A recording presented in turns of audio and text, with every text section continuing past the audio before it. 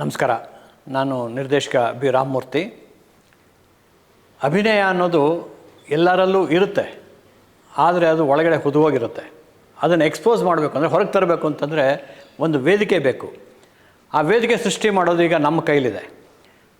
ನೀವು ಅಭಿನಯ ಕಲೆಯಲ್ಲಿ ಆಸಕ್ತಿ ಇರೋದಾದರೆ ಖಂಡಿತ ನಮ್ಮ ಆ್ಯಕ್ಟರ್ಸ್ ಅಖಾಡಗೆ ಬನ್ನಿ. ನಿಮಗೊಂದು ವೇದಿಕೆ ಸಿದ್ಧ ಆಗಿದೆ.